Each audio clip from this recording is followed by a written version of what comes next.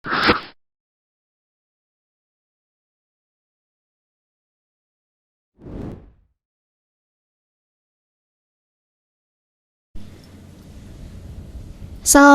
warahmatullahi wabarakatuh. Waalaikumsalam warahmatullahi wabarakatuh. Selamat pagi semuanya. Kembali lagi bersama saya Ainur Samsia selaku host di Halo Podcast pagi ini. Teman-teman semuanya, semoga ada dalam keadaan sehat walafiat ya. Hari ini kita kedatangan narasumber yang cantik, yang Masya Allah ya, yaitu ada Mbak Putri. Mbak Putri ini adalah mahasiswa aktif semester 5 ya Kak? Iya benar. Dari Fakultas Ekonomi Prodi Manajemen. Benar nggak Kak? Benar banget. Mbak Putri ini pernah menjabat di organisasi DPM FE Fakultas Ekonomi Kampus A. Gitu. Mbak Putri Komisi A. Oh komisi A. Oh komisi. Emang gua apa ya tadi? Kampus A tadi katanya. Komisi A ya. Komisi A. Ya nggak apa-apa. Mbak Putri kalau boleh tahu kesibukan Mbak Putri sehari-hari ini apa ya akhir-akhir ini gitu? Oke, mungkin karena aku sekarang semester 5 ya. Jadi mungkin sibuknya ya udah mulai PKL. Jadi ya berangkat pagi pulang sore gitu terus selama seminggu. Kalau boleh tahu PPL-nya di mana ya? Aku PKL-nya di Dinas Sosial Jombang. Tahu kan di belakang RSUD. Oh iya. Ini langsung aja kali ya Kak Putri. Iya, langsung aja Ini boleh. kalau misalkan bahas tentang perempuan ya. Perempuan itu kan tadi apa kayak pohon ya, kayak pohon. Perempuan itu bercabang. Dia bisa ke perasaan, bisa ke mana? Ke perasaan, terus ke karir. Terus perempuan bisa, yang penting intinya perempuan itu multi talenta ya. Iya. Dan dalam perempuan juga itu ada peran dan problematika. Nah, menurut Kak Putri sendiri ini bisa menjelaskan perempuan itu seperti apa sih gitu? Oke, kalau menurut aku pribadi ya mungkin sama seperti Amsi ya. Perempuan tuh diibaratkan seperti sebuah pohon yang mana banyak cabangnya. Perempuan bisa melakukan satu hal tapi juga bisa melakukan hal lain dalam waktu yang bersamaan. Kalau menurut aku pribadi tuh perempuan tuh merupakan sosok yang istimewa. Bahkan dalam Islam sendiri ada yang namanya satu surat An-Nisa, itu dikhususkan untuk perempuan. Jadi perempuan tuh benar-benar sesosok manusia yang luar biasa gitu sebenarnya si Amsi menurut aku ya. Jadi perempuan itu bisa diibaratkan sebagai sebuah pilar atau tonggak kehidupan yang bisa membangun sebuah peradaban, seperti itu mungkin. Oke, kalau misal ngomongin perempuan lagi ya. Iya. Ini kan zaman sekarang nih kayak banyak ya problematika yang apa sih yang lumrah terjadi di masyarakat, kayak misalkan perempuan ini dianggap lemah, diremehkan, bahkan sekarang aja ya, jangan ke zaman dulu, zaman sekarang aja ada perempuan dijadikan sebagai pemuas nafsu gitu kan. Iya. Dan ada juga dalam perempuan dalam masa pendidikan. Kalau misalnya perempuan itu kalau misalnya sekolahnya tinggi-tinggi, dia bakalan gak laku. Terus ada juga perempuan itu udahlah cuman perannya itu di dapur, di kasur, di sumur gitu kan. Dan ujungnya itu perempuan ya ada segmen bilang buang-buang duit. Itu menurut Kak Putri sendiri gitu ya, gimana nanggepin segmen-segmen argumen-argumen itu yang terjadi di masyarakat?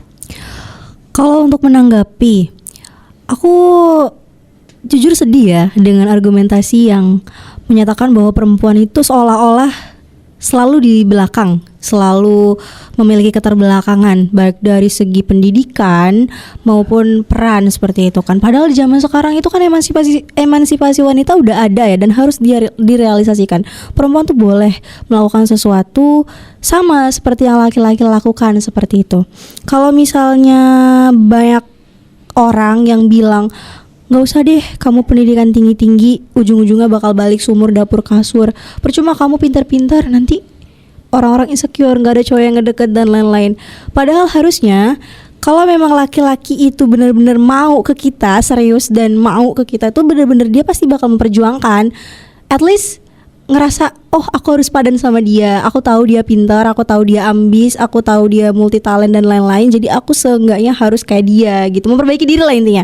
Tapi kalau memang laki-laki itu ngerasa insecure ya udah, kita nggak akan rugi, kita nggak akan rugi kehilangan laki-laki yang emang nggak mau berjuang kan. Kalau memang dia mau, laki-laki itu akan bersiap meskipun dia belum siap, kayak gitu menurut aku.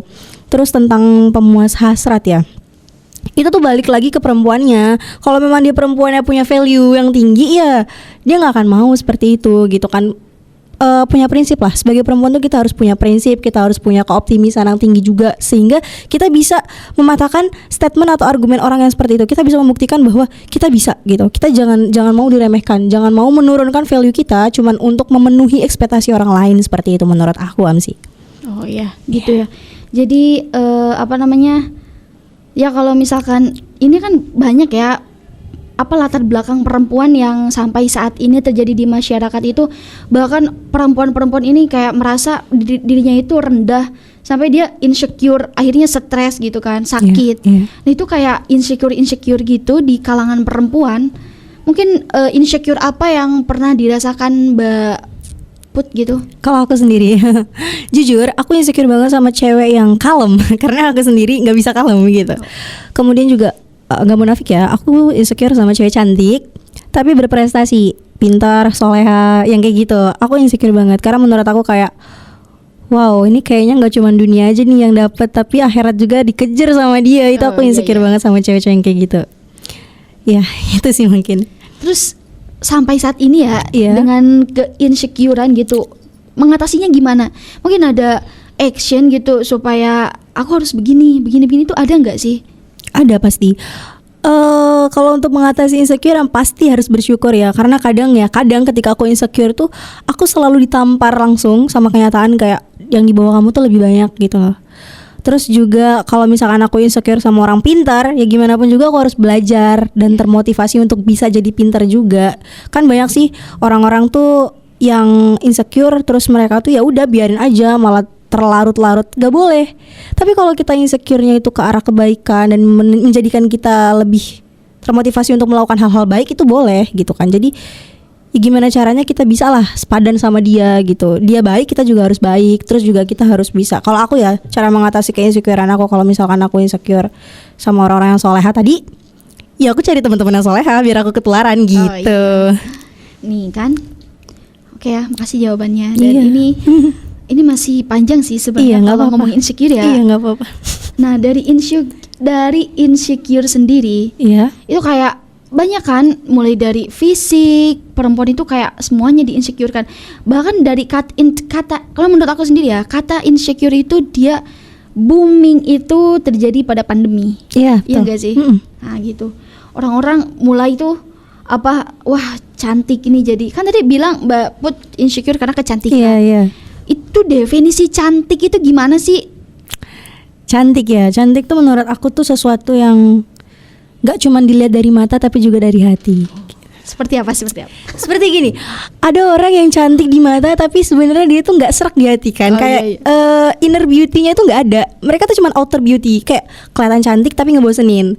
Tapi beda ya sama orang yang punya aura positif, yang memang auranya itu cantiknya dari dalam, inner beauty-nya tuh wow, jadi kuat banget. Iya, meskipun dia itu pas-pasan, tapi karena hatinya baik, dia pintar, dia optimis, pokoknya ambis segala macam. Cantik gak kelihatan. Dan yang paling penting menurut aku ya, definisi cantik itu ketika kita bisa menciptakan cantik menurut kita sendiri tanpa harus mendengarkan kata orang. Kita harus percaya diri, ya itu cantik. Orang yang pede, cantiknya bakal keluar. Percaya gak percaya itu benar. Dan aku bisa membuktikan itu. Oke. Ini timbul pertanyaan lagi. Oke. Percaya diri ya? Percaya diri. Ini aku sendiri ya, kalau percaya diri itu sulit gak sih? Kayaknya sulit banget ya untuk percaya diri gitu, untuk menonjolkan diri kita. Kalau bahwa sih ini aku gitu loh, itu kan susah ya. Iya, susah. Itu gimana sih menurut Mbak Putri gitu, cara percaya diri yang benar-benar relevan gitu? Kalau menurut aku untuk percaya sama diri sendiri itu harus kitanya ya, Dek. Kitanya harus kayak, oh aku bisa gitu. Ketika kita melakukan sesuatu, jangan dulu nih langsung, aduh gak bisa, aduh aku kayaknya gak mampu. Jangan kayak gitu. Itu sih penyakit gak sih? Iya, justru hal-hal seperti itu yang justru malah menurunkan tingkat kepercayaan diri kita. Kalau memang kita mau percaya diri itu, kita sering-sering berlatih, sering-sering berteman dengan orang yang percaya diri, supaya kepercayaan diri kita tumbuh. Sering-sering maju ke depan, beranikan diri, karena sesuatu itu harus dilawan. ketakutan tuh harus dilawan. Kalau nggak dilawan ya udah kita stuck di situ-situ aja gitu. Harus pede. Oke, bergerak gitu ya. Bergerak, action. Action. Oke, kita sudah membahas insecure dan kepercayaan diri gitu kan. Nah, balik lagi ke perempuan ya. Perempuan itu tadi kan bebas berekspresi kan. Bebas berekspresi. Itu kan kayak bebas berekspresi tapi tahu batasan juga kan. Itu kan ada di problematika zaman sekarang gitu, perempuan itu mengedepankan viral. Ya kan? Jadi malu malah belakangan gitu. Nah, itu gimana sih menurut Mbak Putri problematika perempuan di zaman sekarang gitu? Oke, balik dari pernyataan aku di awal ya. Kalau di agama kita sendiri di Islam, perempuan itu sebenarnya diistimewakan. Bahkan ada satu surat yang aku bilang tadi, Anissa, itu khusus untuk perempuan. Tapi zaman sekarang itu perempuan itu lupa betapa berharga diri mereka. Ya mereka tuh hanya mementingkan sensasi. Mereka tuh mementingkan apa ya, keegoisan mereka semata untuk menjadi viral. Popularitas itu kan cuma semata ya. Mereka tuh menggandakan rasa malu mereka mengorbankan diri mereka. Maaf ya, contohnya kayak zaman sekarang kan TikTok ya yang lagi tren ya. Itu kita tuh nggak jarang menemukan tren-tren yang aduh sebenarnya itu nggak perempuan banget. Kayak maksudnya mungkin kalau RA Kartini masih hidup, beliau akan sedih melihat generasi perempuan zaman sekarang yang udah diusahain ya, derajat perempuan yang dulu dianggap rendah, mati-matian diusahakan, diperjuangkan, tapi mereka menjatuhkan dengan menggandakan rasa malu tadi. Makanya perempuan itu sebenarnya pondasi awalnya adalah rasa malu dan agama itu. Kalau mereka nggak punya itu ya udah mereka terombang-ambing di dunia yang fana ini, seperti itu menurut aku, Amsi. Oke. Baik sih, itu udah jelas ya. Sekarang emang problematika perempuan tuh ya ini. Iya, kehilangan rasa malu. Iya, kehilangan rasa malu. Tapi jangan ini Amsi, jangan merasa putus asa dan patah semangat kayak ketika memang pernah kita melakukan di masa lalu, kita sempat melakukan hal-hal yang memalukan seperti itu. Ya udah, kita kalau memang kita mau berubah, kalau memang teman-teman di sini mau berubah menjadi lebih baik, boleh banget. Karena kan yang namanya hidup kan berproses. Iya. Ya kan, jadikan masa lalu sebagai pelajaran, itu nggak apa-apa banget. Oke. Tapi yang aku lihat juga ya di TikTok itu kan ada yang tadi viral. Dia gara-gara viral dia bisa berkarir gitu loh. Dari awalnya dia yang joget-joget lah. Terus dia bilang dia itu berkarir gitu kan. Saya sekarang udah berkarir di konten kreator gitu. Tapi yang awalnya itu yaitu membuat viral yang dengan cara yang tidak seharusnya gitu. Itu gimana sih Mbak Put? Aku pernah dengar loh ada orang yang bilang kayak gini. Kalau kita terkenal di dunia maya cuman mengandalkan kecantikan atau menggandakan rasa malu, itu percaya nggak percaya viralnya cuma sementara loh. Nanti juga pasti akan ada tren yang lebih lagi daripada dia, yang lebih tren lagi. Jadi ya dia bakal ketimbun. Maaf ya, contoh JJ.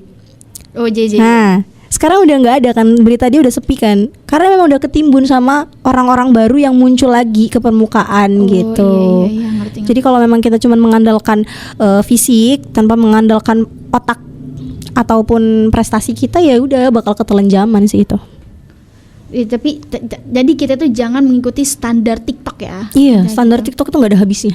Baik segi pakaian pun gitu ya, tren-tren joget, tren-tren joget-joget gitu juga. Yang penting intinya jangan mengikuti standar TikTok yang membuat viral itu hanya popularitas mata. Gitu. Iya. Oke. Ini kembali lagi ke perempuan ya. Tadi kan di awal dibahas perempuan itu multitalenta. Nah, yang kembali ke kasur dapur gitu-gitu kan, perempuan ini secara pendidikan ya Mbak, itu nanggepinnya itu gimana ya? Kalau dari keluarga kita, aku sendiri bingung ya. Dalam keluarga itu ada yang namanya pembulian gitu kan, pembulian dalam keluarga. Pembulian dalam keluarga. Kalau misalkan orang yang berpendidikan itu, dia kan misalkan Mbak Putri sendiri udah lulus sarjana gitu kan, ingin misalkan ada sedikit titik kotor di keluarga itu, Mbak Putri ingin merubah sedikit demi sedikit yang ada dalam keluarga itu, yang mana latar belakang keluarga itu pendidikannya rendah gitu. Oke. Nah, itu gimana sih cara Mbak Putri ngomong baik-baik dalam keluarga kalau misalkan apa pentingnya pendidikan bagi anak dan merubah keluarga itu, omongan keluarga itu, argumen keluarga itu apa jadi nggak sia-sia gitu pendidikannya? Kalau aku ada di fase itu, mungkin aku pertama akan membuktikan dulu ya. Karena aku tipe yang pernah diremehkan juga Dalam keluarga? Iya, tapi pendidikan yang non akademik. Jadi Seperti waktu apa? itu aku ceritain nggak apa-apa ya. Iya. Jadi waktu itu aku tuh beberapa kali ikut lomba, kalau nggak salah puisi waktu itu ya. Terus tuh ayah itu mungkin kayak gini, kayak menang aja gitu. Mungkin ya secara kayak itu tuh bercanda gitu kan. Cuma kan kita jadi baper ya, perempuan kan, kayak maksudnya aku berusaha tapi kok aku diremehin gitu mungkin. Tapi justru dari remehan itu aku berusaha untuk membuktikan ke keluarga aku bisa, aku pasti bisa. Dan pada akhirnya menang. Aku bawa piala. Ya udah, kira kayak ketika aku menang itu aku langsung kayak nih lihat aku bisa gitu. Terus juga aku pernah waktu itu bapak aku tuh pengennya aku masuk IPA. Tapi aku kekeh di IPS karena aku ngerasa aku nggak punya bakat di IPA, aku nggak suka hitung-hitungan, aku lebih suka ngomong, aku lebih suka bersosialisasi sama masyarakat, aku bilang kayak gitu. Tapi yang namanya argumen orang tua kan, IPA tuh anaknya yang pinter-pinter bla bla bla bla, kamu kalau IPA tuh bisa keterima di mana aja bla bla gitu kan, argumentasi orang tua. Di situ aku kekeh kayak yang ngejalanin hidup kan aku. Orang tua tuh cuman mengarahkan, tapi nggak berperan terlalu penting di dalam situ. Kalau kita keliru, kita salah jalan, kita diingetin, kita dilurusin. Tapi mereka tuh nggak punya hak untuk nentuin gitu loh. Tetap kita yang berhak menentukan karena kehidupan kita yang ngejalanin gitu. Kalau kita tuh mengikuti standarisasi orang lain, kesiksa kan? Iya. Dan kalau kita ngelakuin sesuatu yang terpaksa itu kan nggak enak. Hasilnya nggak akan baik. Ketika aku akhirnya masuk IPS, aku membuktikan dengan apa? 3 tahun berturut-turut aku juara umum 1 waktu itu. Jadi aku gak bayar sekolah sama sekali. Di situ aku bilang, lihat ini hasil nyatanya. Aku gak pernah ngomong yang cuman kayak sesuatu yang aku ambil, resiko aku tanggung sendiri. Dan ini hasilnya. Untuk orang tua aku tahu bahwa apa yang aku pilih itu baik untuk aku. Dan gak semua yang orang tua mau itu baik untuk aku, kayak gitu. Semua tergantung di kita sih. Cara ngomongnya baik-baik aja. Tapi kalau aku lebih ke action, membuktikan gitu. Iya, nekat. Iya. Nah kan iya sih emang gitu. Tapi kadang ada orang tua tuh yang kekeh gitu ya berargumen seperti itu meskipun apa menjelaskan pendidikan itu penting begini. Tetap argumen mereka itu udahlah perempuan mah kerjanya di dapur gitu kan. Nah, itu apa kembali lagi ya. Kan perempuan tuh bebas berekspresi. Perempuan apa boleh perempuan sebagai tonggak perubahan peradaban gitu kan. Perubahan peradaban nah gitu. Secara itu kita secara membuktikan kepada orang tua kita bahwa perempuan itu bebas berekspresi, bebas memilih, bagaimanapun perempuan itu ya tetap harus ada peran gitu loh. Jangan hanya perannya ya itu tadi di belakangan gitu kan. Nah gitu. Itu sih menurut aku ya. Kalau orang tua gitu menganggap pendidikan ini kembali ke pribadi masing-masing gitu. Orang tua saya sendiri juga gitu karena yang nganggap sampai saat ini ya udah terserah pendidikan terserah, jadi kayak nganggapnya formalitas aja gitu. Iya benar. Itu kan jadi gimana sih biar menjadi ya kalau cuman membuktikan gitu. Aku sih pengen itu merubah segmen-segmen argumen orang tua yang menganggap perempuan itu ya gitu tidak boleh berkarir gitu ya, harus taat laki-laki gitu. Nah itu gimana Mbak Put? Kalau menurut aku untuk mengubah argumen tuh nggak semudah itu ya Msi, karena namanya manusia itu kan berhak untuk berpendapat ya. Itu ya terserah lah mereka mau berargumen seperti apa. Kita nggak bisa yang namanya terlalu berusaha keras untuk mengubah. Mungkin bisa untuk meyakinkan sedikit, tapi kalau untuk mengubah sepenuhnya tuh kayaknya agak susah. Jadi menurut aku jangan terlalu memaksakan opini kita di mereka, dan jangan juga terlalu memaksakan opini mereka di kita karena nggak akan nyambung. Intinya sekarang lakukan apa yang mau kamu lakukan. Kalau memang selagi menurut kamu itu baik dan orang tua mendukung, ya it's okay. Tapi kalau mereka nggak mendukung, ya kita jelasin baik-baik tujuannya apa, goalsnya apa, terus manfaatnya apa. Pokoknya jelasin. Terus kira-kira ini nih